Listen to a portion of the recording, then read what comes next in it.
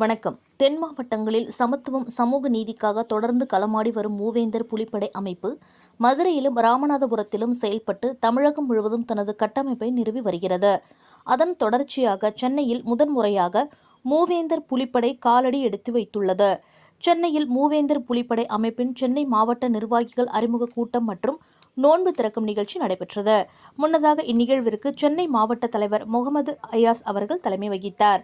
பொதுச் செயலாளர் நசருல்லா, பொருளாளர் ரஹ்மான் ஷரீப், ஒருங்கிணைப்பாளர் அப்துல் தஸ்தகீர் ஆகியோர் முன்னிலை வகித்தனர்.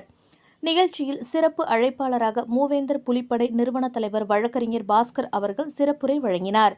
மேலும் இந்த கூட்டத்தில் மாநில பொதுச் செயலாளர் ஐங்கரன், மாநில ஒருங்கிணைப்பாளர் ஜாகீர் உசேன், சென்னை ஈசிஆர் தொகுதி தலைவர் சையத் ஏஜாஸ், வில்லிவாக்கம் தொகுதி தலைவர் ரஹ்மான் கான், ராயபுரம் தொகுதி தலைவர் அப்துல் சமீர், திருவொற்றியூர் தொகுதி தலைவர் சபீர் அகமது, பூவிருந்தவல்லி தொகுதி தலைவர் அம்ஜத் கான், திருவல்லிக்கேணி தொகுதி தலைவர் சையத் எஹியா ஆகியோர் கலந்து கொண்டனர்.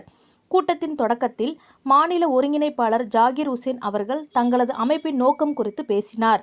அப்போது பேசிய அவர், தமிழகத்தில் பாசிச சக்திகள் அதிவேகமெடுத்து வருவதால் அவற்றுக்கு எதிராக களமாட புறப்பட்டுள்ளோம் என்று கூறினார். இஸ்லாமியர்களும் தேவேந்திர குல வேளாளர்களும் இணைந்து மதவாத சக்திகளை ஒடுக்க தொடர்ந்து போராடுவோம் என்று கூறினார். அதன் பின்னர் பேசிய மூவேந்தர் படையின் நிறுவன தலைவர் பாஸ்கர் அவர்கள் தெரிவித்திருப்பதாவது, தமிழகத்தில் இஸ்லாமிய சமூகம் ஒடுக்கப்பட்டு வருவதாகவும், அதேபோன்று சாதி ரீதியாக தேவேந்திர குல வேளாளர் சமூகம் அரசியல் அதிகாரத்தில் புறக்கணிக்கப்படுவதாக வேதனை தெரிவித்தார். நிகழ்ச்சியின் இறுதியில் புதிதாக பொறுப்பேற்றுள்ள அனைவருக்கும் வாழ்த்துக்களை தெரிவித்துக் கொண்டார்.